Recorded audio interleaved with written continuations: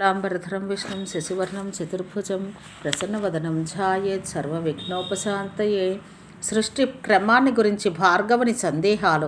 పరశురాముడు అద్భుతమైన కుమారీదేవి చరిత్రను విని విస్మయం చెంది నమస్కరించి దత్తాత్రేయునితో ఇలా అన్నాడు: భగవానుడా, మీరు చెప్పిన ఈ కథ చాలా ఆశ్చర్యంగా ఉంది. మహోన్నతమైన త్రిపురాదేవి యొక్క మహిమను నేను ఇంతకు పూర్వం వినలేదు. బ్రహ్మ విష్ణు మహేశ్వరులకు జనని అయి వారిచే పూజించబడి స్తుతించబడిందంటే ఆమె అందరికన్నా మిన్నా అని స్పష్టమవుతోంది. మీ చేత అనుగ్రహించబడి నేను ధన్యుడినయ్యాను. ఈ కథామృతం ఎంత తాగుతున్నా నాకు దప్పిక తీరటలేదు. కావున శ్రీ త్రిపురాంబాదేవి యొక్క లీలలో వైభవం ఇంకా వినాలనుకుంటున్నాను. కృపతో చెప్పండి. దత్తాత్రేయుడు ఇలా చెప్పాడు: రామ, వినము. త్రిపుర అని చెప్పబడుతున్న ఆ దేవికి పరమాకాశమే రూపం. ఆమెయందే ఈ విశ్వమంతా వివిధ పదార్థాలుగా విభజించబడి ఉంది. చిదానందం, అద్వయం అయిన ఆత్మయే ఆమెకు రూపం. ఆమె వాక్కులకు, ఇంద్రియాలకు, మనసుకు అందకుండా వాటికి సాక్షిని అయి సకలమునకు ఆధారమై ఉంది.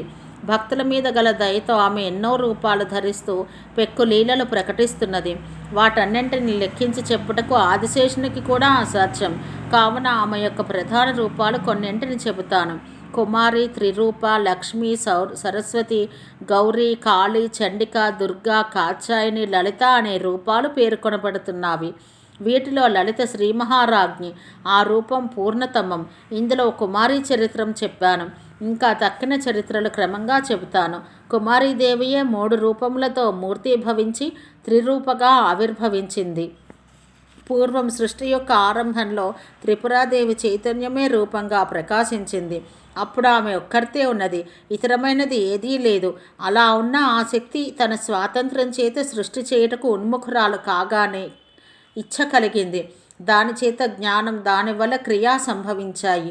ఆమె వాని వైపు చూడగానే వాటి నుండి ఇచ్ఛామయుడై ఈశ్వరుడు, జ్ఞానమయుడై విష్ణువు, క్రియాత్మకుడై బ్రహ్మ జన్మించారు. పుట్టుక చేతనే మహావీరులు, సత్య సంకల్పులు అయిన వారు చిత్తమును, ఇంద్రియాలను, క్రియలను నియమించుకుని గొప్ప తపస్సు చేశారు. అప్పుడు రాత్రి, పగలు, సూర్యుడు, నక్షత్రాలు, భూమి, జలం, తేజస్సు, వాయువు, దిక్కులు, నిమేషం, యుగం మొదలుగా ఏమీ లేదు. అంతా ఆకాశమయంగా ఉన్నాయి. స్వయంగా ప్రకాశిస్తున్న ఆ ముగ్గురు ఆకాశమే ఆశ్రయంగా మహాతపస్సు చేత సమాధిలో నిశ్చలంగా ఉన్నారు. అనేక యుగాల కాలం గడిచిన తర్వాత ఆ దేవి బ్రహ్మతో ఇలా అంది: వత్స, లెమ్ము. నీవు తపస్సు చేత ఏమి చేయగోరుతున్నావు? భువనములతో కూడా లోకములను సృష్టించము. అందుకే నిన్ను పుట్టించాను. ఇలా పరాశక్తిచే ఆదేశించబడిన బ్రహ్మ జగత్తును సృష్టింపదలిచి ఎక్కడ సృజించాలి అని చింతిస్తూ చుట్టూ చూశాడు. అప్పుడు ఆయనకు సర్వం శూన్యం, అమలం అయిన మహాకాశం కనిపించింది. దానికి ఆది అంతం లేదు. నాకు సృష్టికి అవకాశం ఉంది అని తలచి ఆయన శరీరం కొంచెం కదిలించి స్పర్శ పొందాడు. ఆయన యొక్క అంగచలనం వలన కలిగిన స్పర్శ వల్ల వాయువు విజృంభించింది. వాయువు యొక్క వేగం వల్ల వేడి పుట్టింది. ఆయన చూస్తుండగా ఆ వేడి అగ్నిగా రూపొందింది. పిమ్మట అగ్ని నుండి చల్లని స్పర్శతో రసవంతమైన జలం ఆవిర్భవించింది. దాని యందు గంధంతో పృథ్వీ కనిపించింది. అది కఠినమై దేన్నైనా ధరించుటకు సమర్థమై ఉండుట చూసి బ్రహ్మ, దీని యందు అనేక విధాలైన శరీరాలతో విచిత్రమైన భువనం సృష్టిస్తాను. ఇది నా సృష్టిని ధరించగలదు అని తలచి దాని యందు సృష్టిని గావించాడు. ఇది విని పరశురాముడు సంశయం చెంది దత్తాత్రేయునితో ఇలా అన్నాడు: భగవానుడా, నీవు చెప్పినది చాలా విచిత్రంగా ఉంది. అందువల్ల నాకేదీ నిశ్చయంగా తెలియట్లేదు. బ్రహ్మ యొక్క చూపు వల్ల సిద్ధంలై ఉన్నట్టుగా ఆకాశాది భూతములు పైకి వచ్చాయి. అక్కడ మరొక కర్త ఎవరూ లేరు. మరి ఆ భూతాలు కర్త లేకుండానే ఉద్భవించాయని తోస్తున్నది. అవి అంతకు పూర్వమే సిద్ధంలై ఉంటే అవి ఉన్నట్లు ఆ సృష్టికర్తకు ఎందుకు తెలియలేదు? దేవి బ్రహ్మతో మాట్లాడింది కదా.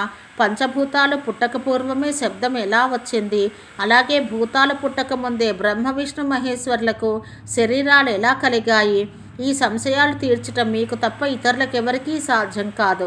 దయాళువులైన తమ వంటి గురువులు శిష్యుడు అడగకున్నా చెబుతారు.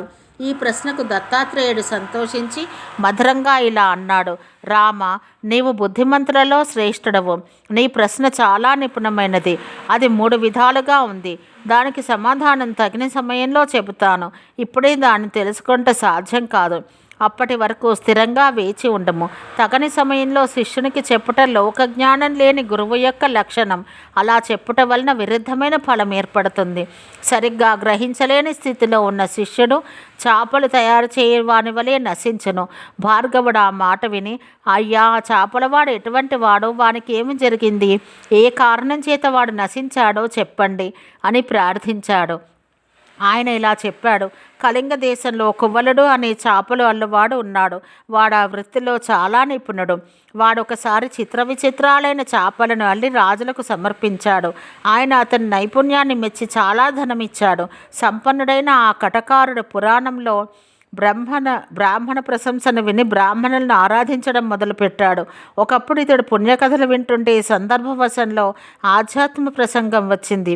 ఆ ప్రసంగం అతడు మరలా విన్నాడు. అది మిక్కిలి సూక్ష్మమొకటి చేతనికి ఏమీ తెలియలేదు. తర్వాత ఒక చోట ఏకాంతంలో ఆప్తుడైన ఆ పౌరాణికుడు కనిపించగా ఆ కువ్వలుడు, స్వామి, తమరు చెప్పిన ఆధ్యాత్మ విషయం చాలా గంభీరంగా ఉంది. మరలా విన్నా నాకు అది బుద్ధిలో నిలుచటలేదు. కావున కరుణించి దాని యొక్క సారం గ్రహించి నేను సులభంగా గ్రహించుటకు వీలగున్నట్టు చెప్పండి అని ప్రార్థించాడు. ఆ బ్రాహ్మణుడు ఇలా చెప్పాడు. కువల, ఆధ్యాత్మ విద్య యొక్క సారంను సంగ్రహంగా చెబుతున్నాను వినము.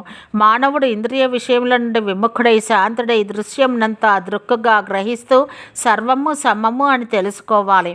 తర్వాత వచ్చిన దాన్ని త్యజించక, రాని దాన్ని కోరక, ఎల్లప్పుడూ సంతుష్టుడై సంగరహితుడై నిర్భయుడై సంచరించాలి. ఆ మాటలు విని కువ్వలుడు అజ్ఞానం చేత మోహితుడై దాని అర్థం సరిగ్గా గ్రహించలేకపోయాడు.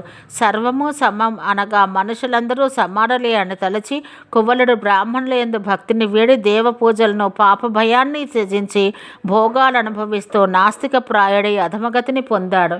కావున భార్గవ, తగని సమయంలో చేసే బోధ దోషానికి దారితీస్తుంది. ఓం శాంతి శాంతి శాంతి.